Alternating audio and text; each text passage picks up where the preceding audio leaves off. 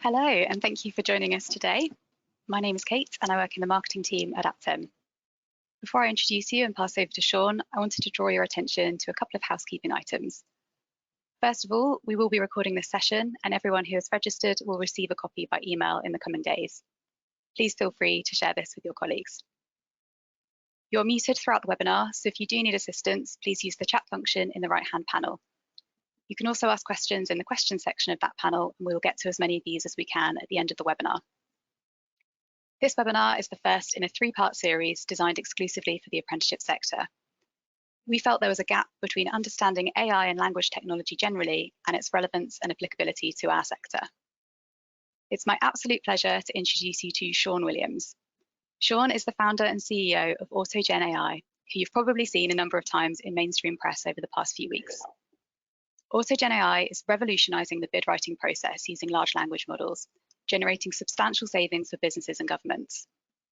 On top of this impressive achievement, Sean was also the founder and CEO of one of the fastest growing high-quality apprenticeship providers in the country, Corndell. We are very lucky to have someone so uniquely placed to understand both sectors and share his insights today. Thank you so much, Sean, for taking the time to join us. And at this point, I will pass over to you. Well, thank you very much for that introduction, and thank you to everybody for attending this session. It's really good.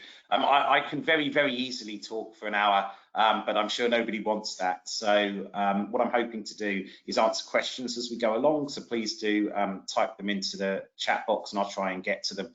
And I will talk, as I say, for about half an hour, and then take questions at the end as well. But please do ask things as we go along. I'm going to start off with an overview of large language models, and I'm not going to talk about artificial intelligence more generally. Artificial intelligence does a lot of things and can be defined in different ways, but I'm particularly going to be talking about generative artificial intelligence and these things called large language models. They've been around for a few years, but they're starting to really exhibit these emergent properties of being able to write and understand language, which until now have been uniquely human. So I'm going to take you through a little bit of the history of large language models, a little bit about why I think they're revolutionary across the whole of human existence, and then I'll talk perhaps a little bit more myopically about some things that you could obviously do with them in the apprenticeships sector and in training and learning. So I should start off with, I'm not a technologist. I employ some of the smartest technologists in the world at AutogenAI, but I myself am not a technologist. I am a philosopher, and I come to this from a linguistic background. But I'm going to talk to you a little bit about why I think language models are going to change everything. And I'm going to start with trying to get my screen to move, which it is not doing at the moment, which is never good for a demonstration. Let me bear with me a second. I will try and get my presentation to move on.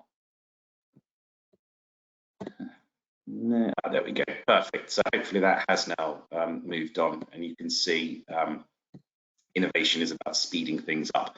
So I'm going to share with you a historical thesis about why large language models and generative artificial intelligence is so important. This is not a technological thesis. There's been a lot of hype about technology. Indeed, all technologies tend to come with a significant amount of hype, and then they tend to fade as we realize they can't quite do what people promised them to do. But some technologies obviously do change everything. And I'm going to suggest to you that the technologies that change everything do two things. One is that they speed up things, and two is that the things that they speed up are fundamentally human. So let me put some flesh on the bones to that. So in 2700 BCE, the abacus was invented. So what? What does the abacus allow you to do? Well, the abacus allows you to add up and multiply quicker. Well, so what? What happens if you can add up and multiply quicker? Well, it turns out if you can do that, you can trade quicker and you can do more complex trade. And guess what? Trading stuff, human beings trading with one another, swapping stuff, buying and selling stuff, that is a fundamentally human activity. So the abacus is revolutionary because it takes this fundamentally human activity of trade and speeds it up by orders of magnitude.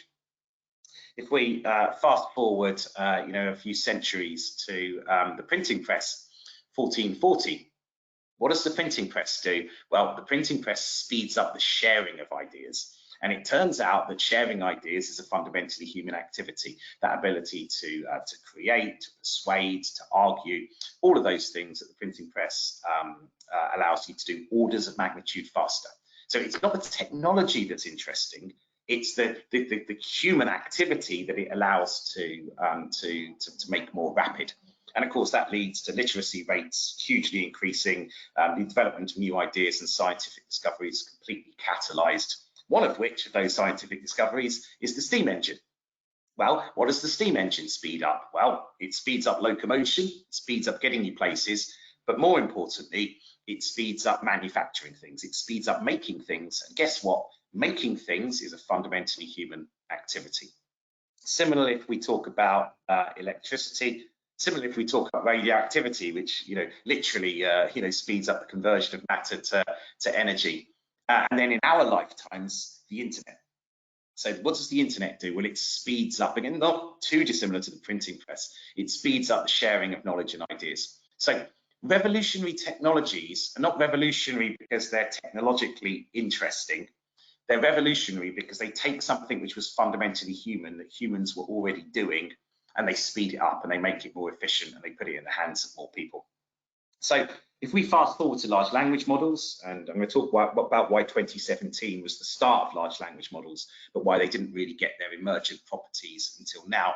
Why are large language models important? Why is this technology going to change everything? Well, this is not a technological thesis, it's a historical one. Large language models allow you to create and understand and interpret language legions faster than has been possible in the past. And creating language and understanding language and reading and sharing language, that is a fundamentally human thing. And when you speed that up by orders of magnitude, you change the world. So I can't tell you how large language models are going to change the world, like I couldn't have told you in the mid-90s how the internet would, or how kind of the steam engine would. You find these things out and you connect the dots backwards. But for my money, there is no doubt whatsoever that this is a game-changing technology in a way that any technology since the internet, which people might have hyped or told you about, hasn't been, because it didn't take something fundamentally human and speed it up. So if you're like me, I mean, I used to think writing was fundamentally human. I actually argued for about 20 years that computers would never be able to do what they can now do, and what you can see in our software and in more widely available public software. So I was very comfortable. I'm sure all of us are very comfortable with computers being able to add up and multiply faster than us. But now they can write faster than us, and they can read and understand faster than us. And that to me seems quite fundamentally human and quite challenging and interesting. So if you're like me, the first question you ask is, what on earth happened?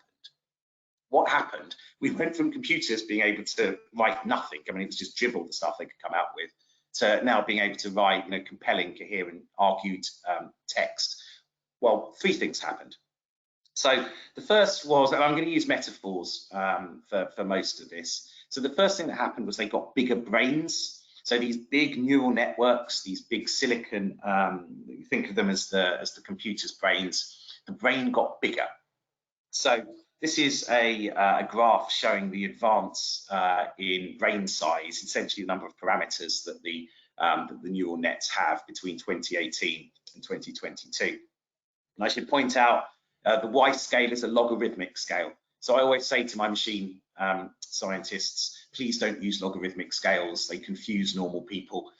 This is actually exponential growth. It should look like a massively accelerating curve, but they're all scientists. They all refuse to not use logarithmic scales when you're showing exponential growth. But make no mistake, these models are exponentially getting bigger. And you can see then Elmo, poor old Elmo, back in 2018 with 94 million parameters, and then if you go up to sort of Megatron Turing, kind of 530 billion parameters. So these brains are massively bigger than they used to be. So the brains got bigger and the brains read more. So again, if you look at this graph on the right hand side, and again the x-axis here is a logarithmic graph, that's exponential growth from Elmo to GPT-3. This is essentially the number of tokens they've read. Think of a token as a syllable in a word. So the modern large language models, the large language models that AutogenAI uses, they've read everything, pretty much everything that's ever been written, certainly everything that's ever been digitized that you would want them to read. So modern large language models have read over 700 billion words. A human reading one word every second without sleeping, it would take 23,000 years for humans to have read the same amount. So these brains have got massively bigger and they've read more.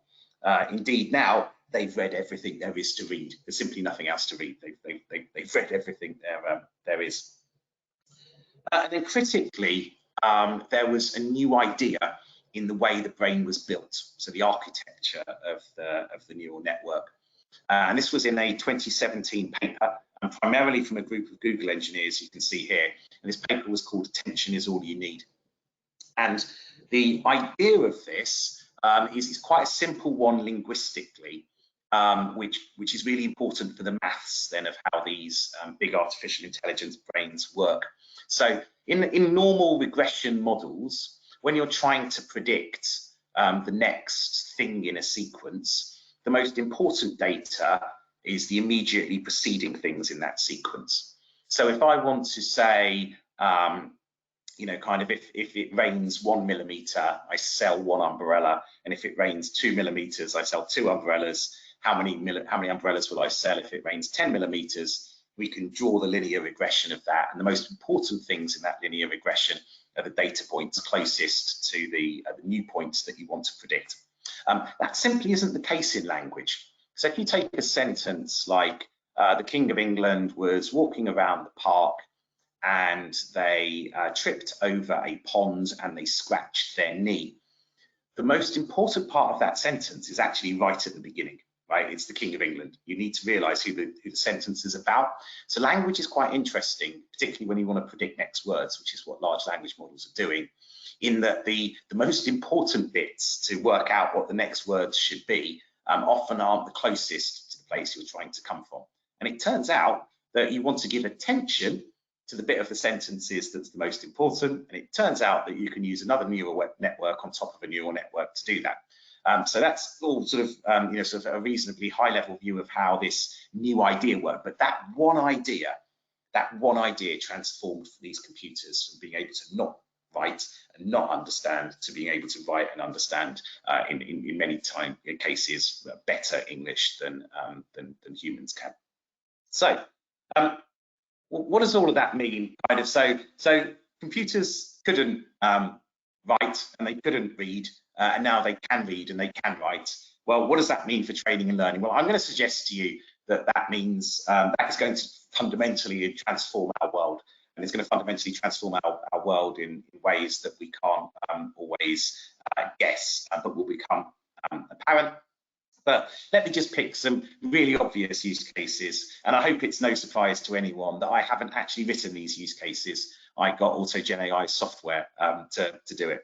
So AI can be used to automate administrative tasks associated with apprenticeships, such as tracking progress and managing applications. That's undoubtedly the case. I mean, if you wanted to write an individual learning plan that looked completely individual, that was taking a learner's, say, previous CV, previous work history, stated preferences, you can do that at the click of a button and have that to be as good as a kind of average human doing it, and you can do it orders of magnitude faster, thus allowing the learner and the tutor to spend time improving that individual learning plan rather than getting the nuts and bolts down. The ability of large language models to come up with ideas, to come up with curriculums for apprenticeships, to integrate digital skills, to fill gaps, the ability of large language models to just take information, pull out the most important bits and then repurpose them. And I think sort of, and to this next point, providing tailored apprenticeship programs based on individual needs and interests. We know that learners are more engaged with content, more engaged with learning when it's relevant to them. Of course, that creates a challenge. How do I take I don't know, something kind of cliched, a lesson on ratios, and make that relevant to, kind of to different learners? Well, of course, there's a one-to-one piece that you can do there. There's a one-to-many piece you can do with trainers. But in terms of your actual learning content, prior to the advent of large language models, it wouldn't be feasible to write a textbook for each individual learner based on each individual's interests. Now you can do that at the click of a button. Right, repurpose content, make it more relevant, change the examples, change the context. So the ability then to take that to hugely high quality individualized employability support to identifying vacancies, work experience opportunities, improving apprentices' transitions in the workforce and through the workforce. Again, there's other applications of artificial intelligence that can do this.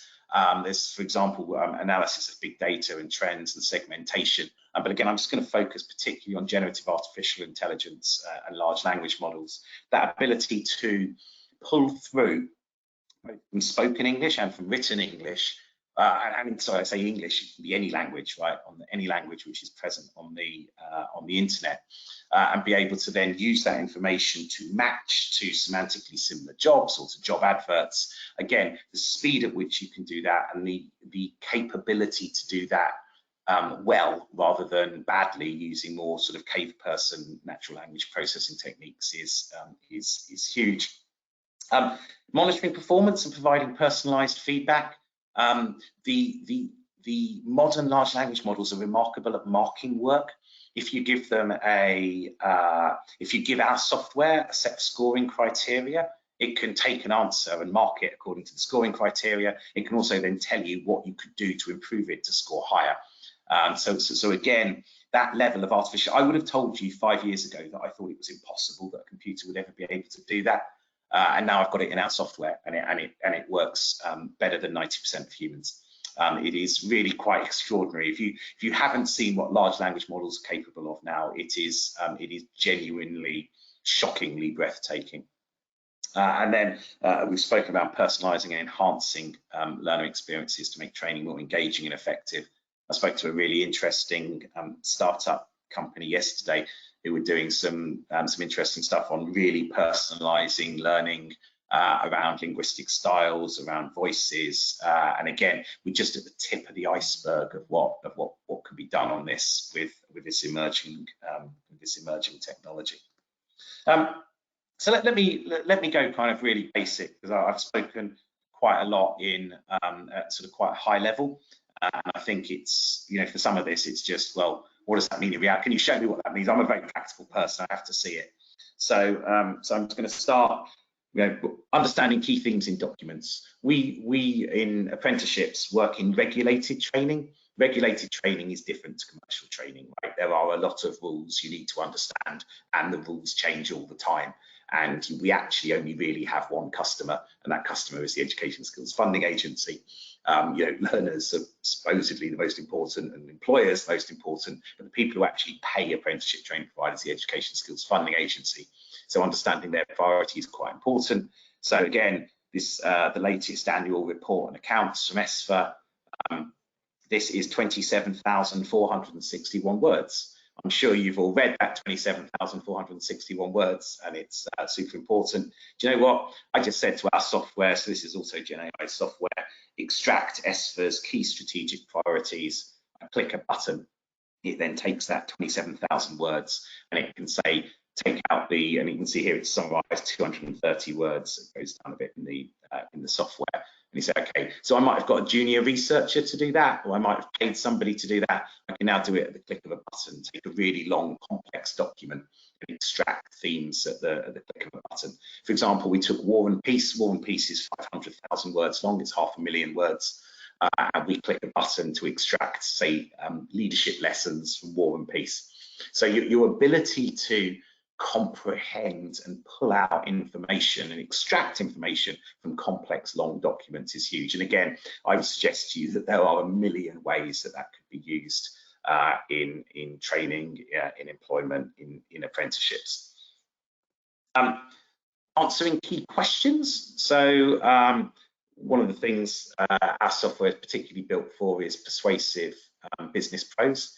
So, you know, one of the questions you might get asked by a customer, if you're, and one customer I mean by an employer of apprentices, they might say, well, how is your provision going to support apprentices from underrepresented groups? Or Perhaps you're writing for some AEB funding or a grant or a local authority bid, whatever it might be. And of course, people are paying a lot of money to bid writing consultancies to have bid writers on staff doing this. And to a certain extent, you can't replace those, but you can massively speed them up. So if I wanted to write, how will your provision support apprentices from underrepresented groups, I can use a large language model to find ideas from the internet, to find ideas from previous bids and tenders that I've written, and just make up some ideas. So I can come up with a whole load of ideas, and it can do that at the click of a button. So provide a mentorship program that pairs apprentices from underrepresented groups with experienced professionals to provide guidance and support. That's a brand new sentence. That sentence doesn't exist anywhere else. It's creative artificial intelligence. It's been made up by the artificial, it's been made up by the large language model. We can say, okay, that's a good idea, we want to keep it, or it's a bad idea, we can keep it if we like it, if we don't like it. Here we're actually using some of AutogenAI's internal documentation. We're talking about implementing a targeted recruitment strategy to attack apprentices from underrepresented groups, ensuring diversity in our training schemes as suggested. So again, we can start to pull these ideas, and you can see we're also pulling the ideas from the internet. So from our provision will implement targeted outreach and recruitment activities to engage underrepresented groups such as women, minorities, people with disabilities, ensuring these populations are well and have access. So again, we can find ideas from the internet, find ideas from the library, we can just use AI to just make up ideas. When we've got those ideas, we can start to move them around, and then we can say, based on those ideas, artificial intelligence, at the click of a button, write me a tender response. So, this is a 1,500 word response that I wrote using our software in about 45 seconds. Again, a human being writing 1,500 words, that might have taken 3 hours to write first draft. You can do it in 45 seconds using artificial intelligence software. So again, I've shown this particularly with a sort of bid or tender question that an apprenticeship provider might get asked. You can obviously think about how this might then be used to write a curriculum, how this might then be used to write learning materials, how this could be used to write a report to an employer about how their apprentices are progressing, and just how this just massively speeds up the production of content. And then one sort of last thing then on the power of large language models, their ability to go and pull multitude of sources from the internet or from a library, a proprietary library of documents, so previous bids, tenders, proposals, previous learning plans, kind of previously written learning content, and then use that material to repurpose an answer.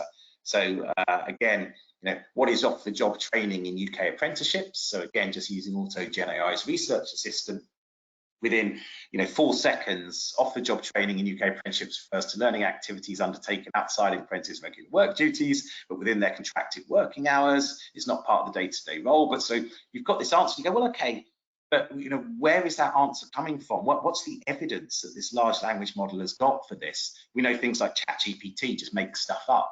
Well, we're using stuff called retrieval augmented generation, where we're going and finding information from the internet, and then we're repurposing that information using a large language model. And again, that means we can give you the sources. So where has this answer come from? Well, it's come from the Institute for Apprenticeships. It's come from Lifetime Training. It's come from the Assets Publishing Service, which is actually, of course, the off-the-job guide version 4, 22 and 2023. So you need to pick the most relevant information. And it's come from Walsall College. So it's gone and searched the entire internet, and it's found the most relevant, semantically similar answer to this question. It's taken all of those sources, found the best, and then based on all of those sources, given you an answer.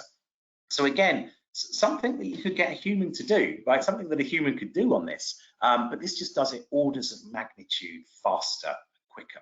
And again, the opportunities that brings, obviously in apprenticeships, but I'm going to suggest to you far more widely in humans' existence.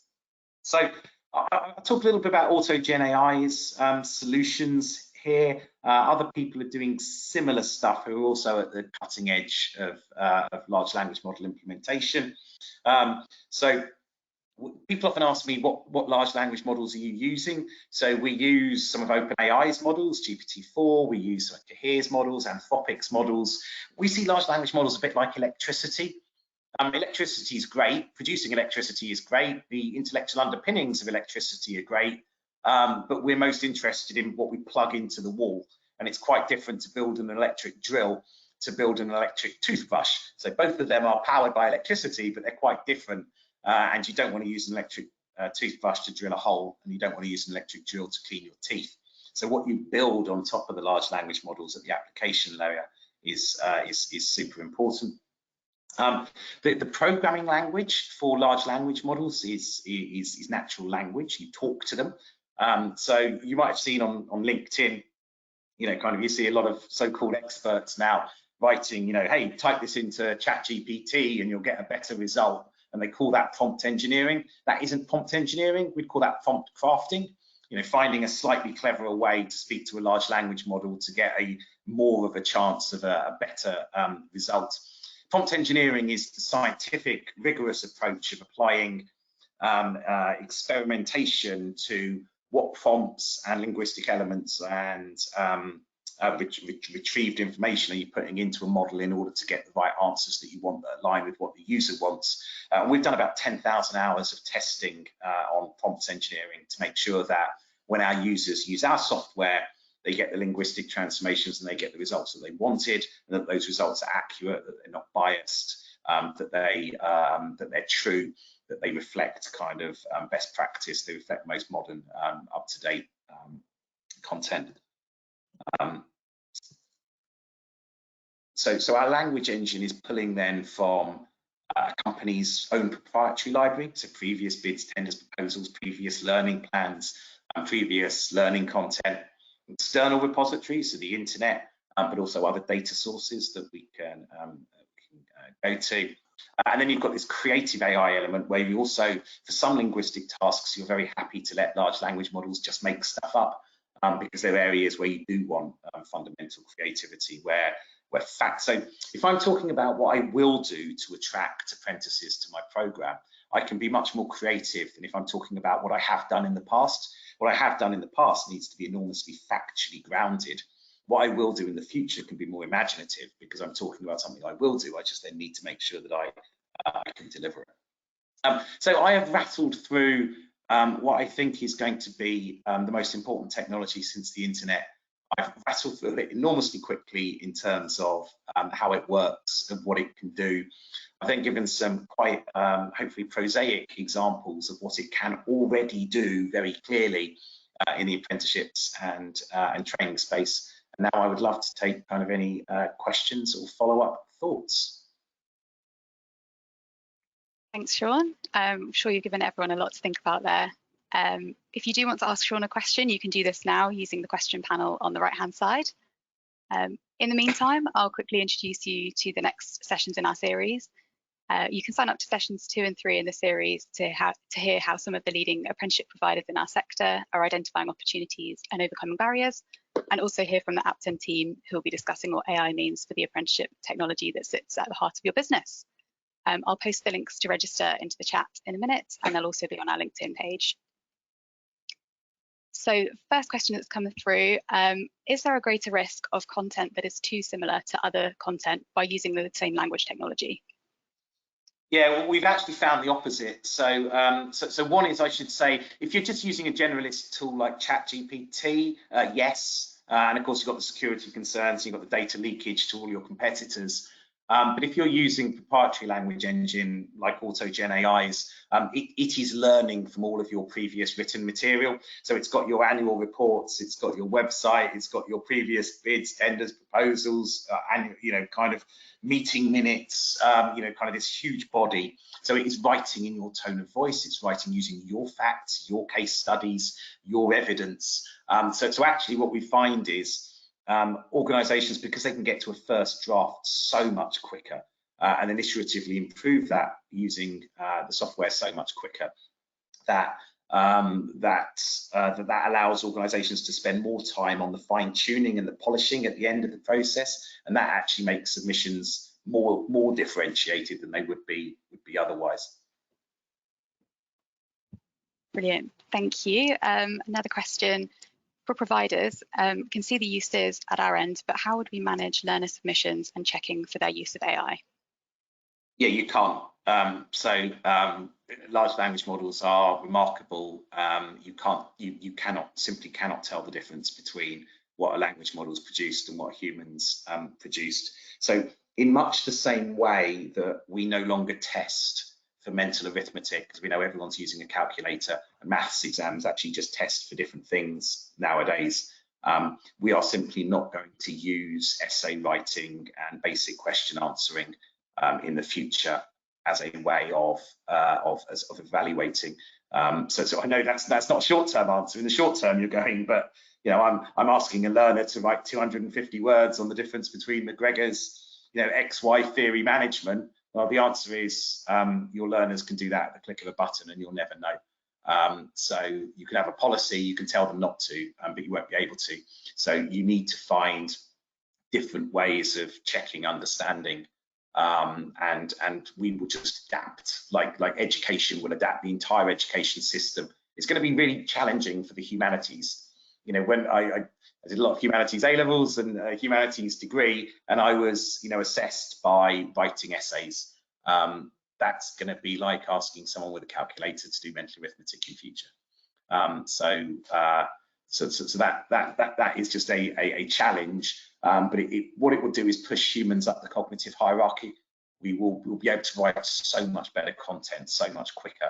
It will be differentiated by the human touch and humans doing the stuff the AI can't do, in terms of really polishing a sentence and taking it from 8 out of 10 to 10 out of 10, using human judgment to know what really conveys an idea best.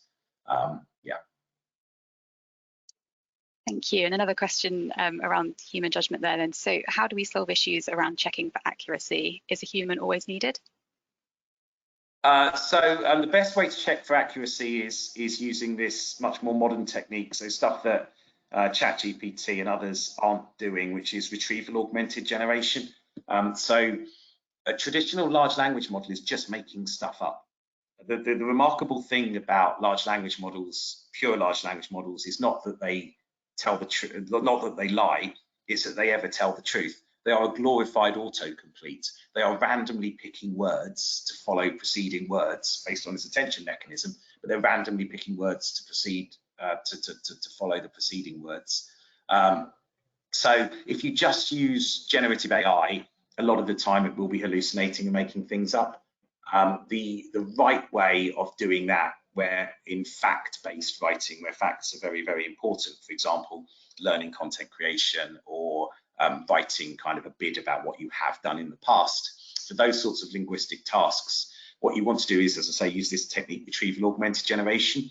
So you want to use a large language model to search the internet or trusted sources or your proprietary sources. So you want to find answers using search, much more googly type model. And then you want to use a large language model like you would with research to take all that research and synthesize it and then use it to answer the question at hand. And it turns out when you do that approach, that you get massively more accurate answers. So we've been researching that for about 12 months at AutogenAI. We were researching it before there was a name for it. And we've had it in our product for about 6 months. There are other people like Perplexity AI are doing kind of a similar sort of stuff with search. Bing and others are now starting to look at this sort of model. So yeah, that's sort of stuff. Okay, thank you. Could we upload a marking guide and our learning materials and have AI software mark apprenticeship work for us? Yes, undoubtedly. Yeah, undoubtedly. Great. Another one saying, thank you for your talk. How are you getting the large language models to accurately reference online links?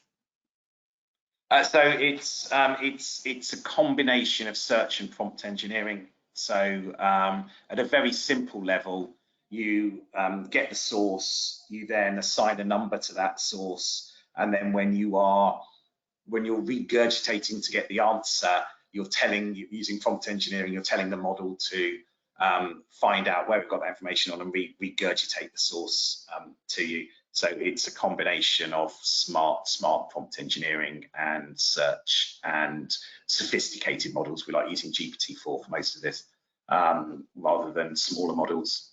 So that's how we're doing it. But the more detailed answer to that is proprietary, I'm afraid. Okay, what does AI mean for current ESFA policies, such as writing off the job logs? Does AI make these obsolete due to AI being able to write them? Yeah, I think so. I think you know the education establishment is so Luddite and conservative. The natural reaction will be to ban it. The problem with banning stuff is people just ignore you and do it anyway. So the right approach isn't banning. The right approach is to say embrace it and say, okay, great. All humans can now do this because the low bar has been kind of raised significantly by this new technology. How do we push humans up the cognitive hierarchy and get them doing more interesting human stuff?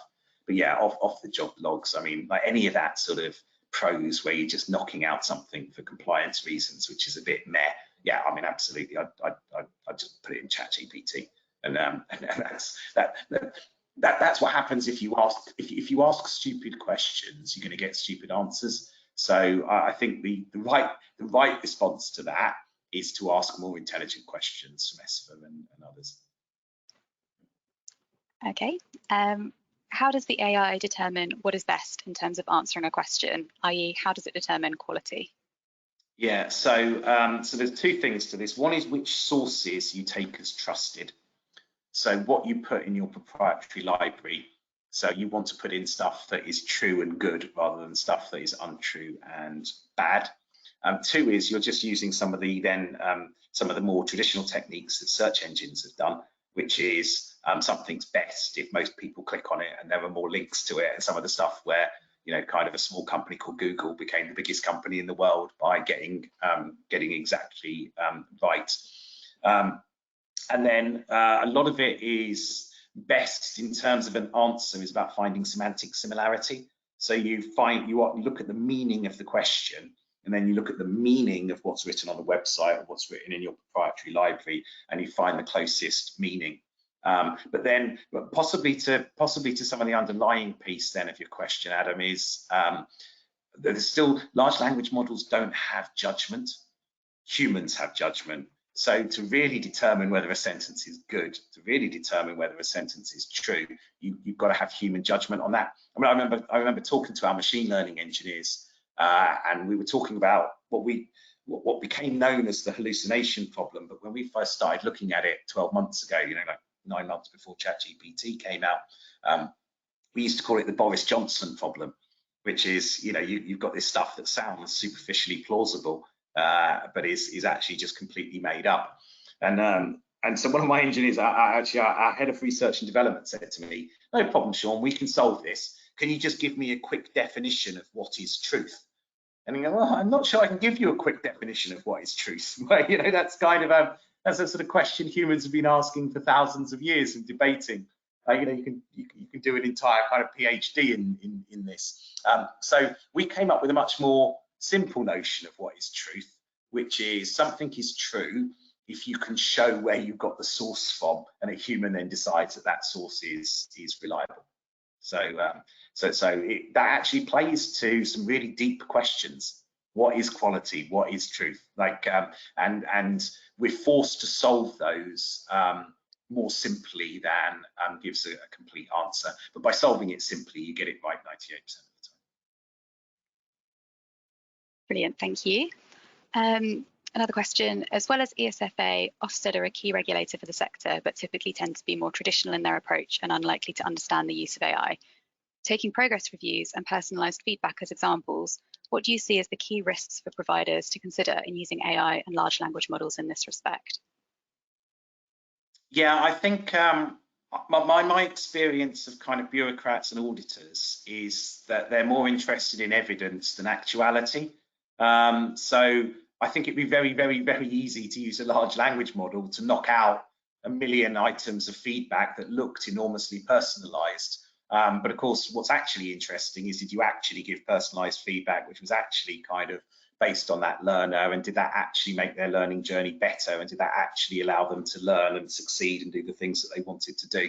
So I would hope that by having something that makes some of the bureaucratic tick boxy stuff obviously easier and gameable, that regulators and auditors will start to look much more meaningfully at kind of actual things that actually show quality, rather than quasi evidence points that don't really do so. That's what I would hope. Brilliant, thank you. Is it possible to influence the writing style of the generated content? Yeah, so we work with all of our customers to do what we would call a tone of voice for them. So we've got a very big international research organisation that we work with. They've got a 200-page guide to how they write in their tone of voice. And we've just taught the AI that, so you can click a button and turn it into that tone of voice. So you can change tense, you can make something more persuasive, you can make something more academic. All of those actually, by the way, are things that you can do what I would call prompt crafting, kind of you could do in ChatGPT relatively quickly. It's when you do a combination of those to get to a really nuanced tone and style that you're using quite sophisticated prompt engineering. And again, you can do it at the click of a button. Great. Do you think AI could potentially replace tutors or trainers in the future? No, but it will make them faster and better. So we are humans, and as humans, we respond to other humans, and learning is an incredibly human activity. So I can do an online course, and I don't mind an online course, and I can watch a YouTube video, and I like watching a YouTube video, but it's just not the same as having a one-to-one lesson. A one-to-one lesson, the tutor can really understand what I'm getting wrong, what I'm not understanding. It's this kind of meeting of intelligences, and that level of human sophistication is still, like AI is miles away from that. But a lot of the grunt work that tutors, like being able to read an answer and pick out kind of 5 ways it could have better met the marking criteria, like that's something that you just get AI to do, so you can free up your tutors and trainers time to be doing the more interesting human stuff. Okay, thank you. What does AI mean for digital poverty, and how do we ensure a level playing field? Yes, so we need to make sure that everybody has access to this technology, and that it's put in as many people's hands as possible. And I think if you look at some of the work people like OpenAI are doing, that is clearly part of what they have in mind, is trying, and there's tons of free stuff on the you can find on the internet. So yeah, putting this in as many people's hands as possible, showing them how to use it. It's an enormous leveler. Like the internet has been an enormous leveler. Suddenly it doesn't matter, kind of like for most people, it doesn't matter where you live or kind of, what resource access. You can get access to the world's library, to the smartest people in the world to teach you, to MIT's courses on YouTube, right? Kind of that is incredible, and AI will be similar. Okay, we've got a comment here. Surely when you train a large language model, you are doing the same as retrieval. The only difference is how old the trained data is. It might be more recent, but for historical events, surely it's the same. I don't know if you had a comment on in response to that. Yes, no. Large language models are not retrieving information. They are coming up with a statistical association between words in a massive multi-dimensional kind of vector space. And then, so if you come up with a sentence like "the cat sat on the large language model is just predicting what the next most likely word is. The next most likely word is mat, based on everything it's read. Second most likely word might be floor. Third most likely word might be table. And then it's randomly picking one of those words based on a probability distribution. So it isn't retrieve. It's really important for large language models. They are not retrieving any information. They're not finding any information. They are randomly picking a word to follow another word. So if you say the first word is "the," they might say "mouse," and they've just randomly picked that word based on, they know mouse is the sort of word that follows the word "the." Then you might pick "ran."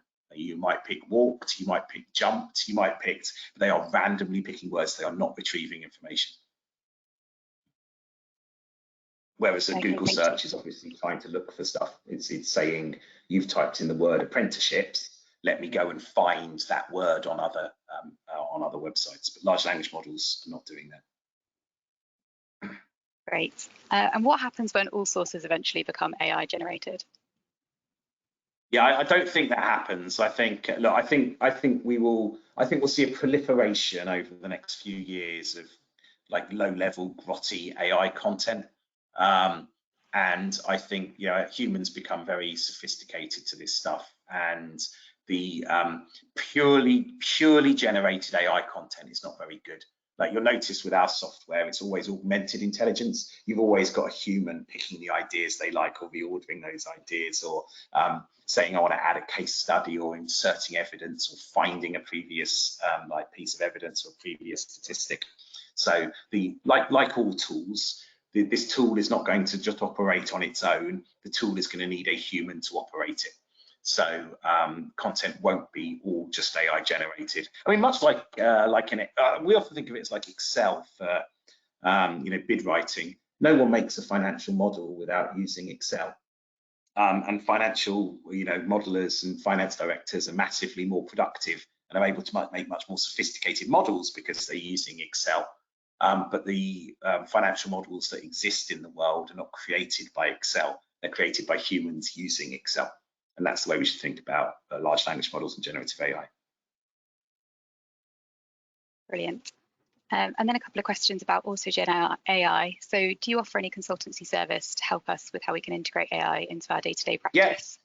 Yeah, so if anyone wants to talk to AutogenAI, email me, Sean, SEN@AutogenAI. I would be delighted to get one of my team to do a demo, show you what we've built and talk about how it might help your organizations. Perfect. Thank you very much. I think that is all of the questions that we've had today. So we have had a couple of other questions actually around the next events in the series, so I'll just let you know about those. I was just going to pick up, sorry, Lee, your last question on. So when we're using retrieval augmented generation, we're using a combination then of Google search and other search and large language models. So sorry, I didn't make that clear. So large language models just randomly make up stuff based on the previous word. So what you want to do is instead use search to find 8 facts from the internet or from a proprietary knowledge library, and then take those 8 facts and use a large language model to say, rewrite those 8 facts to answer this question. And if you do that, then because you're starting from the facts and using the model to repurpose facts, rather than starting from no facts and just using a model to create content, that's when you get massively more accuracy. So that's the difference there. We're using a technique called retrieval augmented generation. So IBM have just done last week, IBM just did an interesting paper on this, which essentially writes up, as I say, what we've been doing for the last 12 months. So brilliant. Thanks for clarifying that, Sean. Okay, so thank you very much, Sean. I've shared links to the next events in the series in the chat panel if you're interested in signing up. The second session, you will hear about some of the leading apprenticeship providers in the sector and how they're identifying opportunities and overcoming barriers in this space. And in session 3, we'll delve into the role that technology assumes and outline Aptem's strategic approach to integrating AI into our product roadmap. So make sure to sign up for those if you're interested in joining. And then finally, before we wrap up, I just wanted to extend our thanks once again to Sean. This has been a really insightful session and I hope you've all enjoyed it. Thanks once again to everyone for joining today. We'll be sending the recording in the coming days. Thanks very much.